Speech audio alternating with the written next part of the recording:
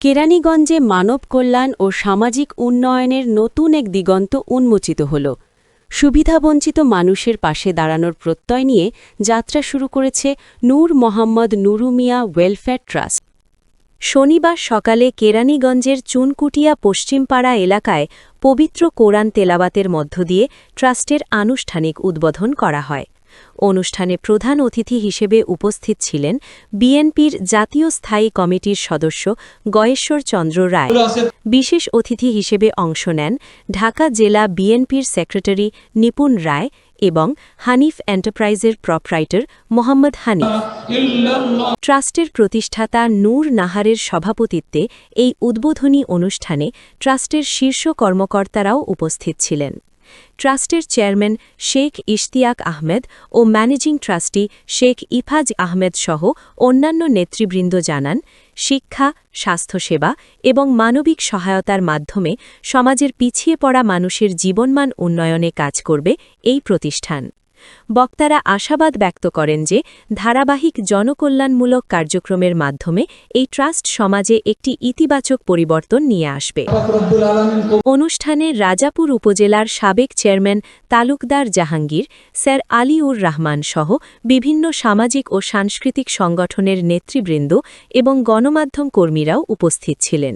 সবশেষে দোয়া ও মোনাজাতের মাধ্যমে অনুষ্ঠানের সমাপ্তি ঘোষণা করা হয়। এখানে যারা উপস্থিত হয়েছি মেজরিটি মানুষ মুসলমান ধর্মের মানুষ, যারা অন্য ধর্ম। আজকে আমরা একটা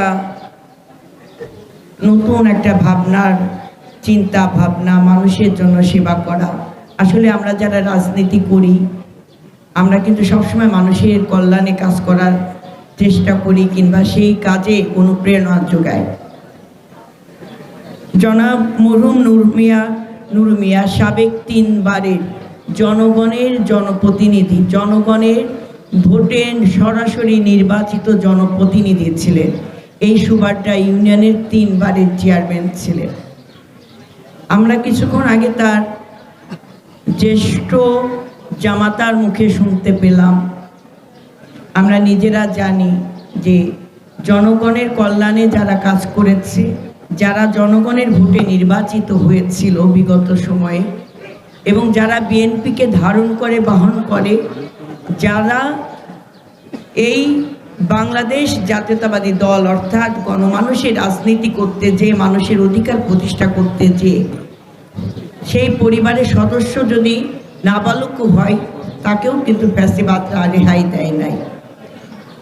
আজকে দেখেন এই কেরানীগঞ্জে আরও উন্নয়ন সম্ভব হতো, মানুষ অনেক সাহায্য পেত। অসহায় মানুষের পাশে এই কেরানীগঞ্জে দাঁড়ানোর কোনো মানুষের কিন্তু অভাব নাই, কিন্তু সদ ইচ্ছা কয়জনের আছে।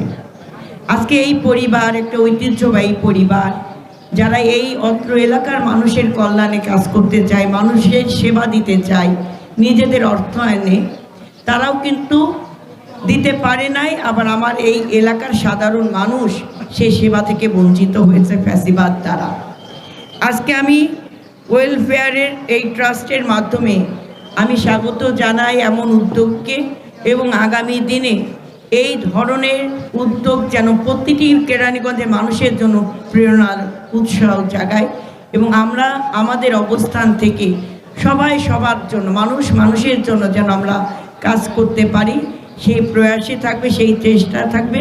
ইনশাল্লাহ আমরা আগামী দিনে সুন্দর একটা সহাবস্থান, সহমর্মিতার রাজনীতি গড়ে তুলব। সেখানে আমার কথা আমি বলতে পারবো, নির্ভয়ে পথ চলতে পারবো, ভয়মুক্ত জীবন যাপন করতে পারবো, সেটাই যেন আমাদের প্রত্যয় হয়।